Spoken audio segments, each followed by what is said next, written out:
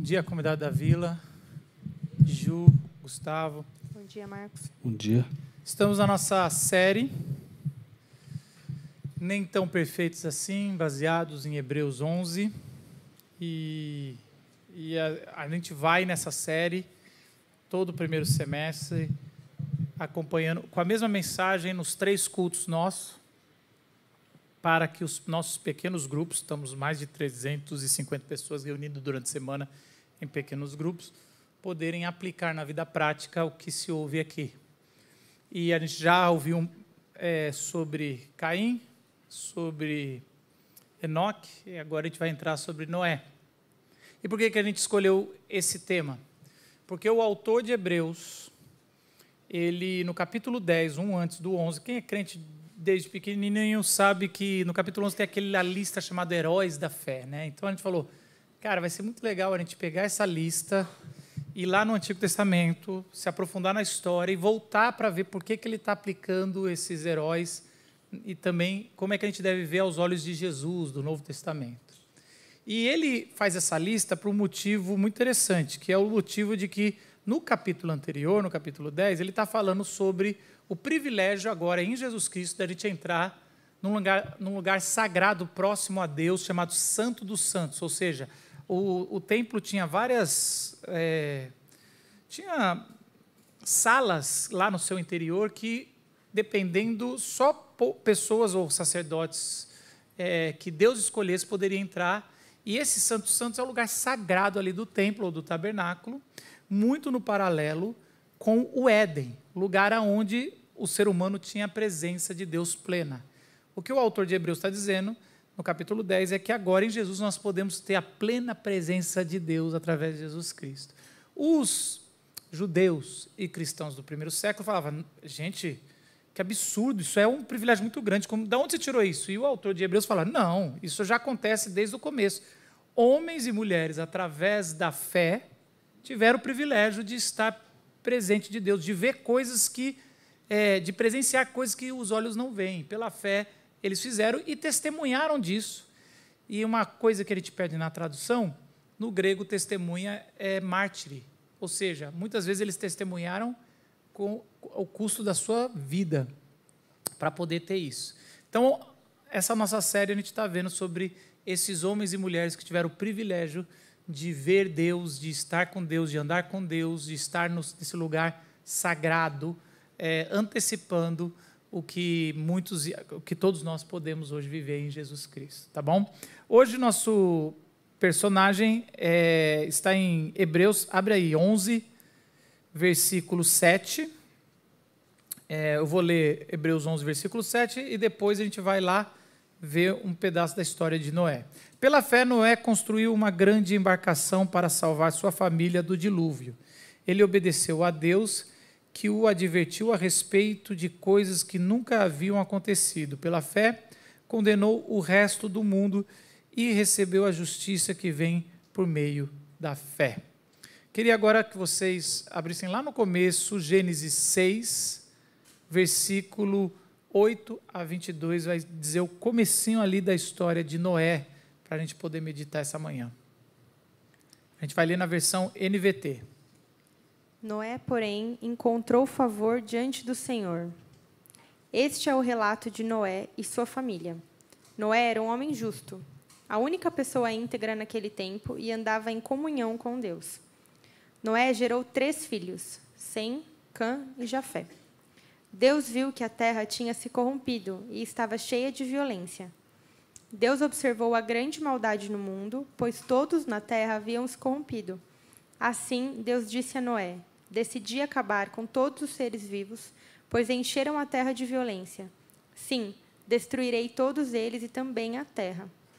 Construa uma grande embarcação, uma arca de madeira de cipreste, e cubra-a com betume por dentro e por fora, para que não entre água. Divida toda a parte interna em pisos e compartimentos. A arca deve ter 135 metros de comprimento, 22,5 metros de largura e 13,5 metros de altura. Deixe uma abertura de 45 centímetros debaixo do teto, ao redor de toda a arca. Coloque uma porta lateral e construa 3 pisos na parte interna, inferior, médio e superior. Preste atenção. Em breve cobrirei a terra com um dilúvio que destruirá todos os seres vivos que respiram. Tudo que há na terra morrerá. Com você, porém, firmarei a minha aliança. Portanto, entre na arca com sua mulher, seus filhos e as mulheres deles. Leve na arca com você um casal de cada espécie de animal selvagem e doméstico, um macho e uma fêmea, para mantê-los com vida. Um casal de cada espécie de ave, de cada espécie de animal e de cada espécie de animal que rasteja pelo chão virá até você, para que os mantenha com vida. Cuide bem para que haja alimento suficiente para sua família e para todos os animais. Noé fez tudo exatamente como Deus lhe havia ordenado. Que Deus ilumine a sua palavra. É muito interessante que a história de Noé é uma história que quem cresceu na igreja ouviu muito ela. E a gente sempre viu aquelas figurinhas de Bíblia ilustrada, onde tem o casalzinho do animal com a cabeça para fora. E quando a gente cresce, a gente vai ler a história de Noé, a gente percebe que não é uma história para criança. Fica até um pouco assustado. Gente, é isso aí mesmo? Assim como outras histórias, né? Meu convite essa manhã é para a gente olhar com um olhar amadurecido para essa história que a gente vai abordar aqui, que a Bíblia aborda com muita seriedade, num papel importante aqui. Popularmente, a gente pensa que a queda do ser humano aconteceu apenas quando Adão e Eva comeram do fruto proibido. Mas a Bíblia vai relatar, até o capítulo 11 de Gênesis, que essa queda ela começa de forma muito séria em Adão e Eva, mas ela vai acontecendo de forma progressiva e cada vez pior nas histórias que vêm em seguida. Então você vai ver a história do assassinato de Caim e a palavra pecado entrando. Assassinato que Caim fez em Abel. Você vai ver depois um outro relato dos filhos de Elohim tomando para si as mulheres de filhos dos homens ou de Adão. Também um texto difícil de abordar que vai acontecendo. E aí chega num ponto insuportável de iniquidade que a gente vai ver que chegou em Noé. Ou seja, aquilo que era uma exceção que aconteceu com Caim e que Deus decidiu proteger Caim, botando uma marca, falando que ia vingar 7 vezes quem tocasse em Caim, virou a regra, virou a coisa mais normal. Pessoas estavam assassinando umas às outras, eles estavam tirando a vida. E às vezes eu vou narrar como é que era naquela época, mas talvez você pense, não, mas isso aqui é igual São Paulo, é só uma coincidência. Porque assim, era um lugar onde você tinha medo de sair de casa, tinha medo de acontecer alguma coisa com seus filhos, era uma época que você não podia recorrer a nenhum rei, nenhuma autoridade, porque eles estavam corrompidos, onde você não tinha esperança, você tinha sorte se você morresse de velhice. Esse é o contexto da terra toda cheia de assassinato, ódio, de perversão sexual e tudo mais. Então virou um lugar extremamente manchado pelo pecado. E a gente geralmente fala, não, mas Deus não é bondoso, por que ele destruiu com o dilúvio? A gente não vai abordar esse tema, mas é interessante que, dependendo, os autores bíblicos depois vão falar que eram tempos tão terríveis tão terríveis, que até pessoas boas estavam fazendo coisas ruins. Era um tempo de muita angústia. A gente vai abordar um pouco sobre isso no nosso podcast que sai terça-feira, chamado A Cozinha da Mensagem, onde quem quiser, tem um acesso aos bastidores, tanto no YouTube como no Spotify. A gente sempre aborda, eu sei que tem gente que gosta de ouvir. E o ato de justiça de Deus é também um ato de misericórdia. É quase como as pessoas estão se matando e Deus entrega para si, para que seja mais rápido o fim, para que o sofrimento seja, principalmente para as pessoas que estão sofrendo, possam acabar isso rápido. Então, o dilúvio é um ato de juízo, sim, mas é um ato de misericórdia também, é assim que a Bíblia vai abordar. E é interessante que o autor de Hebreus vai dizer na primeira parte do versículo 7, deixa eu dar uma chave para vocês, para a gente todo que vai estudar Hebreus 11 ao longo desse semestre, nos pequenos grupos. Toda vez existe uma chave linguística que o autor usa para falar de algumas coisas importantes da fé, que é pela fé. O autor de Hebreus vai falar, pela fé fulano fez isso, pela fé ele fez aquilo, e às vezes ele muda de personagem, às vezes ele usa 2, 3 pela fé no mesmo personagem, e a gente, nessa vez, ele vai usar 2 vezes, 2 características que Noé teve, que a fé dele fez ele estar com Deus. E a primeira está lá na primeira parte do versículo 7, capítulo 11 de Hebreus. Pela fé, Noé construiu uma grande embarcação para salvar sua família do dilúvio. Ele obedeceu a Deus. Olha, a palavra obedeceu aqui é muito importante. Que o advertiu a respeito de coisas que nunca haviam acontecido. Então, Deus chega com a sua palavra e fala, Noé, o homem já nasce inclinado ao mal. Não tem mais jeito, ele já contaminou a terra com o seu pecado e o caos. Ou seja, eu construí um paraíso e virou um inferno a terra. É isso que está acontecendo aqui, virou um inferno. E eu vou trazer um dilúvio. Eu vou trazer as águas de volta. E você precisa acreditar em mim e construir, gastar os próximos anos da sua vida construindo uma embarcação ou uma casa flutuante. E o texto deixa bem claro que nunca tinha... Nem dava para saber se ela ia flutuar, né? Parece um barracão primeiro. Tem as medidas aqui. É interessante, as medidas... A gente quer construir... Lá nos Estados Unidos, eles construíram uma réplica da arca pelas medidas. Mas as medidas aqui é muito mais a ver com... Porque se você perguntar assim, uma boa pergunta para você fazer para o texto é aonde mais nos rolos de Moisés se preocupa tanto em medida? Aonde se preocupa tanto em medida além da arca? Tabernáculo. Então, aqui está muito mais escrevendo o lugar da presença de Deus, ou um lugar que Deus está querendo as medidas, do que ensinando a construir... Desculpe, engenheiros, mas Deus não está tentando ensinar a construir um barco, não. Ele está aqui dizendo uma outra coisa, que ele está dizendo, olha, eu vou te colocar num lugar que eu planejei para vocês estarem protegidos, igual o Éden, onde os casais foram construídos e abençoados. E aí, uma segunda pergunta que a gente pode ter aqui é sobre por que um dilúvio. Assim, você acha que assim, Deus falou assim, vou destruir, como é que a gente faz? Fogo, terremoto, granizo, água está mais fácil, vai me economizar. Então a gente cabeça moderna fica pensando assim, que Deus perguntou para alguns anjos, que tipo de destruição, vamos lá? E aí eu já ouvi também de alguns teólogos dizendo assim, Deus prometeu nunca mais destruir com água, cuidado que ele vai vir destruir com outra coisa. Tem muitos outros elementos para ele fazer isso. Não sei se vocês já ouviram isso, mas eu ouvi, para dar um medinho a mais. Não abusa, não. O arco-íris é só da água. É importante a gente entender o que representa a água para os povos antigos. Quando a gente vai ver a criação, a gente vai ver que Gênesis 1, 2 e 3 vai falar sobre que o espírito a terra era sem forma e vazia. Guarda isso que é importante. Sem forma e vazia, uma confusão. Então, essa confusão sem forma e vazia é o não Deus, é a descriação, é a desordem. E falava que o espírito pairava sobre a face do abismo, ou a face das águas. Águas, para os povos antigos, é o vazio, é o caos, é a descriação. E aí, a partir daí, você fica perguntando com a cabeça moderna, por que tem água antes de Deus falar, haja luz, separar águas? Mas isso é o que representa. Águas é como se você estivesse em alto mar, chuva em cima, embaixo, você não sabe o que é alto e baixo, escuridão, tudo. Esse é o caos. Por que eu estou dizendo isso? Quando fala que Deus vai resetar ou destruir com águas, ele está fazendo um processo de descriação. Não existe essa palavra, mas a gente vai colocar aqui. Só para vocês entenderem, a gente vai chegar no ponto.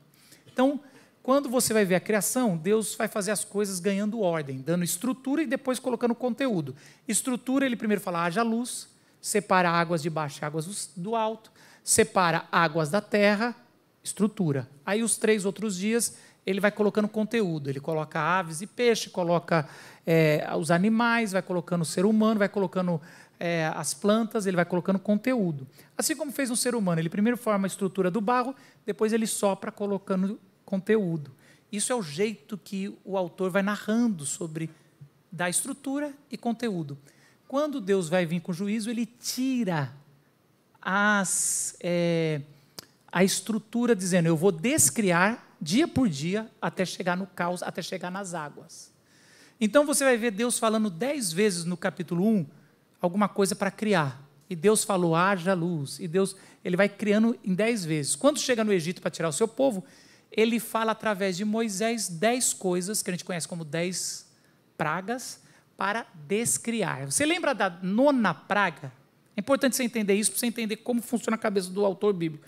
Na 9ª praga era escuridão, ou seja, Deus pega a primeira coisa que ele fez, que é haja luz, ele fala, agora, escuridão, haja trevas. Para dizer, esse é o último sinal antes de vir, qual que é a última praga? A morte do primogênito. Guarda isso que também tem a ver. Então, quando os autores falavam que Deus ia jogar água, ou seja, ele está descriando as coisas. Moisés toma isso como a vida dele. Ele recebe essa mensagem, o processo de descriar vai acontecer, e isso vai ser essa é a minha missão. Eu acredito na palavra de Deus, mesmo nunca tendo acontecido esse dilúvio aqui. Noé, eu falei Moisés? É que está indo para lá e voltando. Vou achar. O Noé, ele acredita nisso e faz isso a missão dele. De certa forma, essa é a nossa missão. Quem realmente entendeu que Deus é o Salvador e acredita na Bíblia, a gente recebe essa missão de que tudo que a gente vê, tudo que é construído vai ser destruído. E calma, eu sei que vocês não estão acostumados a ouvir essa mensagem aqui na vila, mas ela é bíblica. Essa mensagem, agora pensa comigo, Noé está lá, construindo, eu sei que é o caos, mas ele fala, tudo que você conhece, Noé, em pouco tempo vai ser destruído. E isso para nós, para mim, traz um pouco de angústia, porque assim, por um lado eu entendo, os grandes nações que dominam o mundo, a gente cresceu nos Estados Unidos dominando, sendo guardião da segurança, democracia, e agora a gente está vendo a China já também vindo, e a gente fica assim, gente, quem vai ser? O que a Bíblia fala é que ninguém vai sobreviver, nada vai ser perpétuo. Roma, que era a nação eterna, não sobreviveu. Então, assim, tudo que a gente acredita, ou em campo menor, não, eu queria o Brasil, não sei o quê, nada disso vai. Tudo que a gente vê não vai durar. Então, a gente quer uma empresa, vamos deixar um legado para os nossos filhos. O que a palavra de Deus fala, que as coisas que a gente constrói aqui, isso não duram. As coisas que a gente tem aqui não duram. Ela tem tempo limitado. No Sermão do Monte, Jesus ele vai falar, olha, vocês, às vezes, as coisas que a gente faz aqui na terra, se você faz para ser reconhecido aqui na terra, é isso aí que você recebe. Então, ele está falando com religiosos. Isso é uma coisa que mudou minha vida quando eu entendi. Que as palavras mais duras de Jesus são para para os religiosos. Não é para quem não acredita em Deus. Para quem não acredita em Deus, eu não sei porque Jesus não fala muita coisa. Mas para quem acredita, ele fala, ainda não é... Você tem que entender que quando você for dar esmola, dê que sua mão direita não saiba o que a esquerda está fazendo, que a esquerda não saiba o que a direita está fazendo. Quando você for orar é coisa de religioso, você se esconda no seu quarto secreto. Quando você for jejuar, o texto vai dizer o seguinte, Sermão do Monte, arrume o cabelo, lave a cara, é quase como escove os dentes, para ninguém ver o seu bafo de jejum, e saia, para que eles não saibam, e Deus lá no céu te recompensará. Mas se você faz para cá, você não tem. Não está dizendo que não tem valor o que a gente faz, mas está dizendo assim, ou nós construímos algo baseado na palavra de Deus para a vida eterna, ou a gente vai focar no aqui e agora. Isso tem que ser lembrado, porque nós somos frutos do iluminismo, do racionalismo, do materialismo, e isso tudo para nós, a gente, quando se vê, está construindo coisas terrenas, que a traça corrói, que o ladrão rouba com as nossas coisas. Nós não somos deste mundo, ou pelo menos nosso reino não é daqui. E essa é uma mensagem difícil, porém bíblica. E quanto mais alto socialmente você tiver, como a nossa igreja, a maioria é classe média, menos a gente quer acreditar nisso aqui. Porque, na verdade, a gente está construindo uma solidez com as nossas vidas. Mas ela é presente. O que a gente vê aqui, ele vai acabar. Talvez não vai ser igual em Apocalipse, que tem a teologia popular, vai vir uma bola de fogo, explodir tudo. A gente sabe que aquilo tem linguagens que eu, por exemplo, não interpreto dessa forma. Mas uma coisa é certa, isso que a gente vê aqui vai se acabar. Então, desculpa, esse é o meu primeiro ponto, não tem muita alegria, não. Eu queria saber como é que vocês lidam com isso, de saber que vai acabar. Mas a gente vai ter esperança, não sai agora da igreja, não, porque senão você vai dar um fim ali na frente. Eu acho que é difícil, porque lidar com o fato de que as coisas vão acabar e, ao mesmo tempo, viver uma espiritualidade onde a gente acredita que Jesus veio para trazer esperança e que Ele é a nossa esperança, que Ele é a nossa vida, mas num mundo onde não só a gente sabe, pela nossa fé, que as coisas vão acabar, mas que a gente vê as coisas acabando, que a gente vê a morte acontecendo, que a gente vê a violência se propagando, tanto parecido demais com a época de Noé, a gente entra em conflito todos os dias, né? E é uma luta todos os dias, viver nessa desesperança, com conflito com a esperança, e ver que a nossa vida, a nossa rotina, as pessoas do lado de fora, na rua, estão experimentando morte, a morte está nos rodeando, mas a nossa fé nos faz outro convite. Só que o dia a dia te massacra com outra mensagem. Então, eu acho que é uma luta diária, assim, de lembrança, de trazer a memória que traz esperança, porque o mundo em si continua com essa lógica de destruição, com essa lógica de morte, com essa lógica de que as coisas vão acabar. E a gente sabe, pela nossa fé, que elas vão acabar, mas que tem uma outra esperança. Então, acho que é um conflito que fica na nossa cabeça, que, se a gente não se cuidar, a gente entra muito facilmente só na parte as coisas estão acabando e é isso aí, sabe? Eu acho que você citou coisas que parecem contraditórias, né? Você falou, tem o iluminismo, tem o materialismo, né? E são coisas da nossa humanidade que produz coisas que são contraditórias às vezes entre si. Então, eu e você, por exemplo, na nossa vida, você vai chegar e vai falar, não, eu não vou me importar com as coisas materiais. As soluções humanas, elas têm várias alternativas. Então você fala, não, então o que eu estou criando aqui é um legado para a humanidade, né, uma ideia mais nobre, não, uma sociedade melhor, às vezes, e de alguma maneira é como se esse texto fosse uma pancada em qualquer dessas soluções que a gente possa ter. Tanto uma coisa mais, não, eu sou menos materialista, quanto uma coisa mais que a gente vê no dia a dia, não, foco na minha carreira, porque como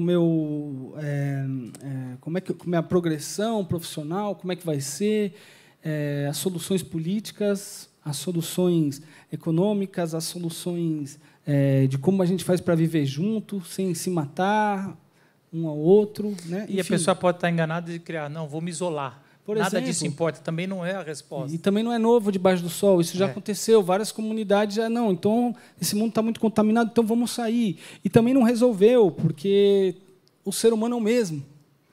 E parece que é isso que Deus está falando ali em Noé. O que ele está dizendo é assim, as coisas, se depender de vocês, essa torre que vocês estão, né, outra linguagem de Gênesis que aparece em outro lugar, essa torre que vocês estão construindo, esse negócio vai tombar mais cedo ou mais tarde. Então, não é para a gente deixar de ser humano e fazer as nossas vocações e ser o que a gente é nesse mundo, que Deus nos colocou para ser, mas é entender que isso não é suficiente. Em algum lugar do nosso coração, a gente imagina que vai ser. Em algum lugar do nosso coração, a gente imagina que não, se eu tiver isso aqui, aí sim eu tenho um modelo perfeito. E Deus está dizendo, cara, isso aí a água vai levar, isso aí não fica. Parece que tem consistência. No podcast que você ouve, está dizendo que tem consistência. Né? No Gustavo, no livro lá que você está lendo, na série que você está assistindo, parece que aquilo vai ter uma consistência. Mas, no final, nem isso.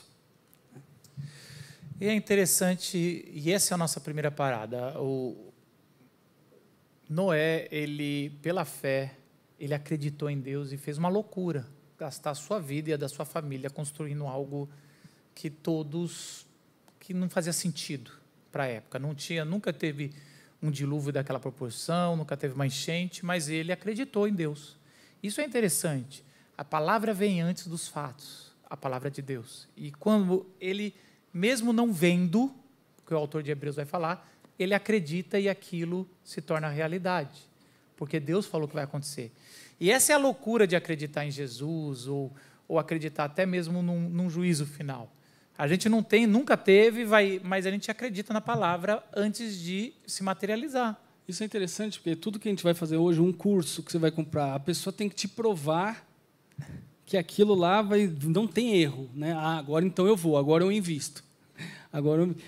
Na verdade, é mais ou menos isso. O chamado de Deus é como se fosse, cara, você não vai ter prova nenhuma. E nem garantia. Só a minha palavra, a única coisa. Então, isso aí aparece no Éden, quando fala sobre... É sobre só minha palavra e tudo é a minha palavra, né? É só e muito é a minha palavra.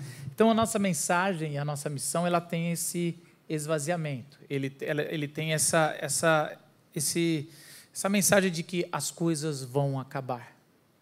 A morte é inevitável.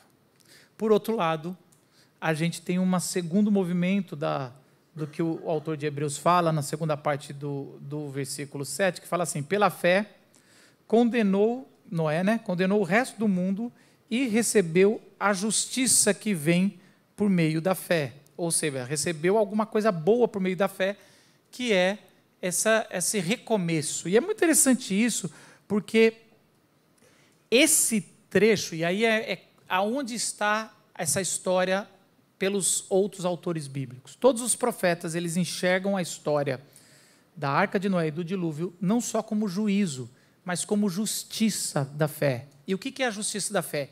Eles colocam esse texto como uma nova criação, ou ressurreição. É daqui que começa a surgir a ideia, no pensamento judaico, de ressurreição.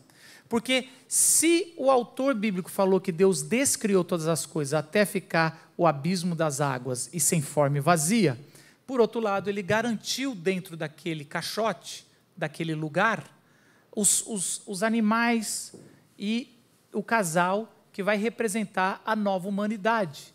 Ali tem a bênção de uma nova criação, a presença de Deus. Isso é muito interessante. E um detalhezinho aqui, as figuras que eles vão trazer, ele solta um corvo e o corvo não volta. É que assim, corvo foi porque a nossa tradução é muito influenciada pelos americanos, o americano gosta de corvo, mas se fosse um brasileiro seria um urubu. Ele solta um urubu, um animal de carniça, e se o animal não volta, é óbvio que os cadáveres estão todos lá fora. E aí ele solta uma pomba e ela volta, e essa pomba ela traz uma esperança de vida, né, uma folha, e ali depois ele solta de novo, ela nunca mais volta, quer dizer que não precisa mais, as águas baixaram. É muito interessante como o autor do Novo Testamento fala que Jesus, quando foi nas águas, quando ele volta, o Espírito de Deus vem como uma pomba trazendo a nova criação, mostrando aqui, começou de novo. Fica a dica, não é a pregação de hoje, mas dava para ser. É para você entender quais são as conexões do antigo com o novo, como está trazendo de novo. Ressurreição, ressurgimento, nova criação. Essa história está dizendo, sempre que houver morte, todo aquele que acredita em Deus, saiba que tem nova criação. Saiba que tem ressurreição. Um dos autores que mais usam o juízo de Deus e o dilúvio é Ezequiel. Ezequiel é um profeta do Antigo Testamento que está vivendo e experimentando o juízo de Deus sobre a nação de Deus que vai para exílio. Vai ser destruído, dizimado, com muita violência, os seus parentes, quem ele conhece, a nação de Deus. E ele começa a profetizar, e ele, por um lado, tudo que ele está vendo está em desespero, mas ele está contando o que Deus vai fazer. E você, quem já é mais crente antigo, lembra do Vale dos Ossos Secos? O que é o Vale dos Ossos Secos? É Israel. O Vale dos Ossos Secos é o povo, aquilo é um jeito de dizer, a descriação foi de tal forma que só sobrou, nem cadáver sobrou, porque os animais comeram, só sobrou os ossos naquele campo, e é isso que foi feito do povo de Deus. Nem quem estava na arca deu conta de... Não, nada. Agora a morte é de tudo de esperança. Aquilo que sobreviveu na arca, agora foi assim, de um jeito... E sempre que você ouvir na Bíblia que os animais do campo vão comer, é um sinal de maldição, dizendo, nem um enterro digno teve. Então teve os ossos. E aí, Olha, é uma cena de terror. Ainda bem que as crianças estão do outro lado, eu não sei como é que vocês resolveram falar sobre isso. Mas, assim... Não resolvemos. Não falamos. Ezequiel está andando sobre esses ossos, estralando, e eles estão totalmente secos. E aí, o texto diz assim, Ezequiel 37, versículo 4 e 5. Então, Deus disse a Ezequiel, profetize a estes ossos e diga, ossos secos, ouçam a palavra do Senhor. Assim diz o Senhor soberano, soprarei meu espírito e os trarei de volta à vida. De novo, por que eu estou trazendo o profeta Ezequiel? Porque ele é um dos profetas que está falando, olha, assim como aconteceu depois do dilúvio, de novo com o juízo do nosso povo, Deus ainda vai soprar na morte, no juízo sempre tem ressurreição. Se por um lado a nossa mensagem tem sempre, esse mundo que a gente conhece não vai ser desse jeito, ele vai acabar, ele é limitado, ele vai sofrer juízo, ele vai ser destruído de certa forma. Por outra forma, esse mundo que nós conhecemos, Deus ama tanto que ele vai recriar e, de certa forma, o que a gente faz é importante, porque ele não vai apagar tudo e começar do zero. Ele sempre ou usa uma família, ou usa um osso, ou usa alguma coisa do que já sempre foi, da sua promessa, ele traz ressurreição. Todos os profetas foram trazendo essa ressurreição que a gente ouve o tempo todo, a recriação. E a gente vai ver isso, e é verdade. Vocês já repararam que tudo na nossa vida, a gente sabe, são ciclos. Nações crescem, nações morrem, e a gente vê outro crescendo. Isso é bom e é ruim. Coisas começam, coisas terminam, e isso é interessante. Por que eu estou dizendo que é ruim? Essa semana, eu e minha esposa, a gente acabou uma série que, eu não sei se eu recomendo ou não, mas me impactou muito. Eu adorei, mas eu gosto de coisa estranha. Que é sobre os caras do jogo do bicho. E assim, a Natália falou, a gente ficava assim, caramba, toda noite botava as crianças para dormir e voltava, vamos para o jogo do bicho, vamos para o jogo do bicho. Esse corte vai me dar problema. Até explicar o contexto. Agora vai me dar. E aí a gente ia lá, caramba, não acredito. Parece assim, eu acho que um diretor não faria aquele negócio, é vida real. E aí, essas 2 últimas semanas, surgiu um novo vizinho. Eu nem sei se eu deveria estar falando isso. Vizinho, você está me vendo, está tudo ok. Sem muito detalhe. E ele tem um gosto, assim, ele começou a dar muita festa, muito funk alto. Eu falei, meu Deus, que bagunça, eu vou ter que me mudar. Eu comecei a entrar num caos, e aí ontem à noite eu estava meio nervoso, eu falei, eu vou fazer a vida dele um caos também. Vou botar Cassiane para ele ouvir agora. Brincadeira, Cassiane. Oh, meu Deus, a minha irmãzinha lá de Alphaville também. Ai, meu Deus. Aí, eu falei, não, eu vou fazer um caos, eu vou ficar ligando lá para administração, fazer coisa escrita. Eu vou fazer um caos, e a Natália assim, calma, amor, calma. Não arranja briga, vai que ele é um bicheiro. Eu falei, não, mas, ixi, é mesmo. A gente já estava, eu falei, eu acho que está muito influenciado por essa série, amor. Não é assim também, vai mandar. E essa série, por que eu estou dizendo isso? Essa série, toda hora que um bicheiro era morto, surgia outro. E assim, todo processo de morte tem ressurreição, tanto para o bem quanto para o mal. Então, assim, morreu alguém, morreu Chico Mendes, morreu alguém que protegia tal coisa, a nossa causa, vai surgir outra pessoa. E assim vai. É assim o nosso ciclo de morte e ressurreição. É o que a Bíblia vai dizer. O tempo todo vai se levantar pessoas e vão sair pessoas. Só que isso, eu não sei porquê, mas me traz uma insegurança. É difícil isso. Acho que para a gente adulto, assim, a gente vai sofrendo mais com essas coisas e tendo mais dificuldade de lidar com essa questão da morte, ressurreição e essa questão do ciclo. Mas trazendo um pouquinho do olhar das crianças, assim, a gente vê que se você vai olhar para a criança, perguntar para a criança, conviver com a criança, você vê que ela lida com muito mais facilidade do que a gente, assim. Então, por exemplo, nessa série nova, né, falando para vocês que não são pais e que não estão tendo o privilégio de ver com as crianças o que elas estão estudando, a gente está colocando esse olhar de todos esses heróis, assim, sempre lembrando de que não é porque eles obedeceram, porque eles fizeram tudo certo, mas porque Deus ofereceu graça, porque eles confiaram que Deus era bom o suficiente para fazer. E eles mesmos, antes da gente fazer o link, eles já fazem. Ai, tia, que nem Jesus, né? Então, quando a gente desobedece, não é porque eu desobedeci a minha mãe que ela para de me amar. Então, mesmo que eu tenha machucado, então esse ciclo de machucado, de morte, não, mas ela continua me amando, porque ela é minha mãe. Enfim, vários exemplos do contexto deles, eles conseguem enxergar com muito mais facilidade essa questão de morte e vida. E eu acho que essa pureza de não ter visto ainda, talvez, o caos do mundo adulto, a gente tem muito mais dificuldade, mas é muito legal ver o olhar da criança de conseguir visualizar com muito mais facilidade e naturalidade e lembrar para nós a preciosidade disso que o Senhor faz, né, na nossa vida, esse ciclo de morte e vida, sempre de esperança, sempre de um novo começo, sempre das misericórdias do Senhor se renovando sobre nós. E acho que é muito legal a gente pensar nisso, assim, o quanto a gente ainda tem que aprender com elas, porque elas têm muito mais facilidade de ver isso do que a gente, né? Isso é muito lindo.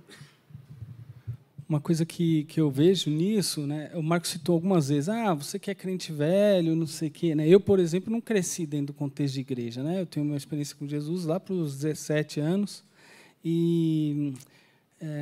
Mas enfim, eu acho que, de alguma forma, todo ser humano carrega dentro de si essa coisa. Se eu tiver as regras certas, se eu descobrir o caminho aqui, o hack da coisa, como que eu vou hackear o sistema, aí eu consigo usar as coisas a meu favor e eu vou conseguir ter uma vida boa. Tanto os povos antigos com uma plantação, uma população agrícola, até eu e você no nosso dia a dia hoje. Não, se eu fizer os cursos certos, se eu fizer isso aqui, eu vou conseguir driblar aqui e sair na frente de alguma maneira, né, algo que seja menos finito, menos que tenha que passar por um processo de morte ali, né, ou de frustração.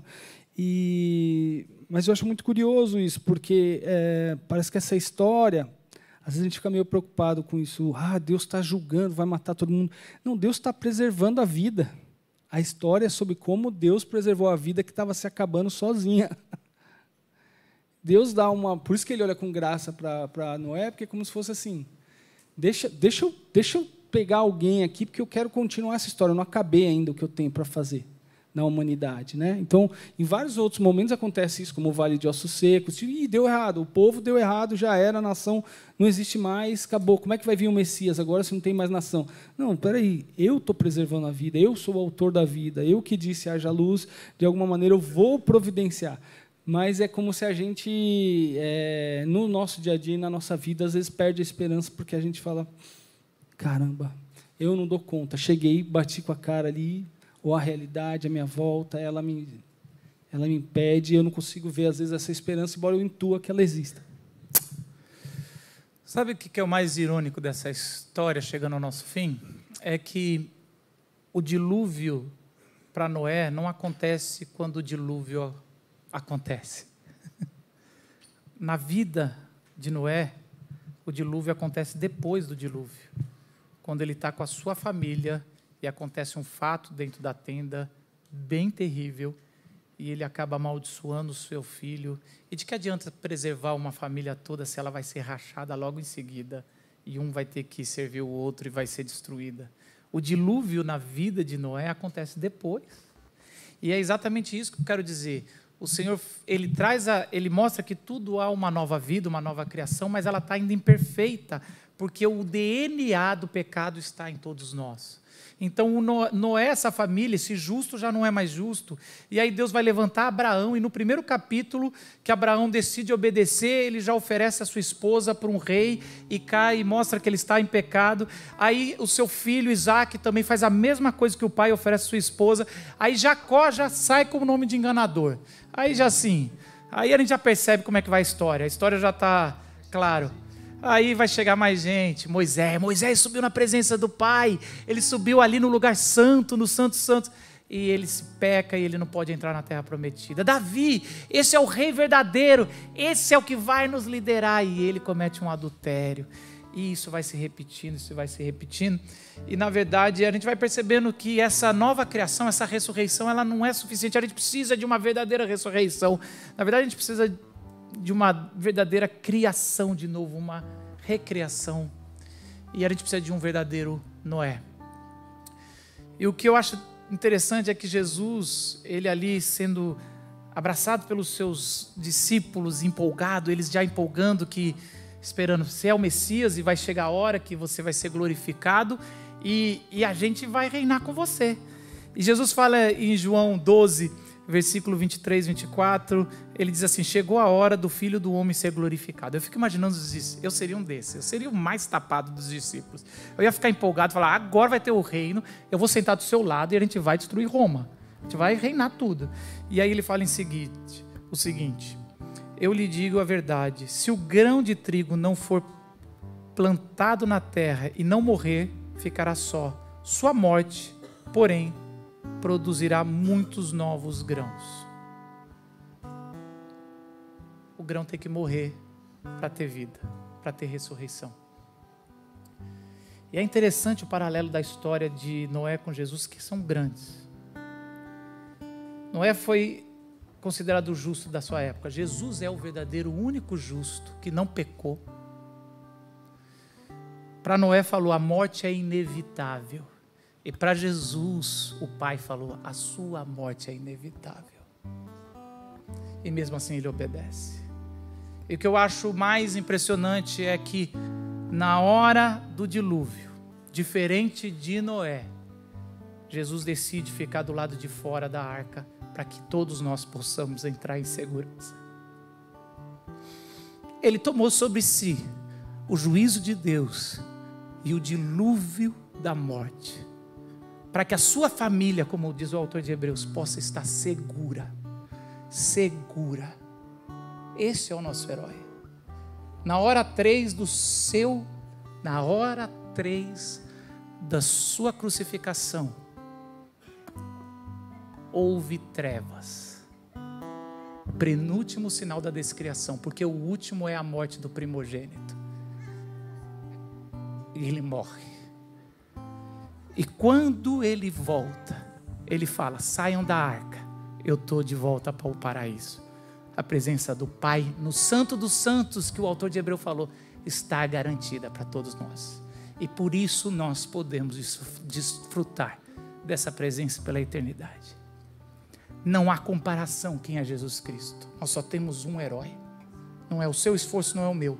Não é ninguém da nossa história, apesar de eles serem homens e mulheres admiráveis. Mas só Jesus Cristo merece o nosso louvor, porque Ele foi o único que tomou sobre si o dilúvio, para que a gente chegue em segurança, apesar do juízo de Deus. Baixe sua cabeça. Vamos orar e agradecer ao nosso Senhor Jesus Cristo por tamanha misericórdia e amor. Senhor Jesus, louvamos o Teu nome, Senhor, porque o Senhor é o verdadeiro Noé, o justo, que nos garantiu a salvação. Obrigado, Senhor, por ter levado sobre si todas as dores, todos os nossos pecados. Apesar de não merecermos, o Senhor age com amor, bondade, trazendo segurança. Louvado seja o Teu nome, em nome de Jesus. Amém.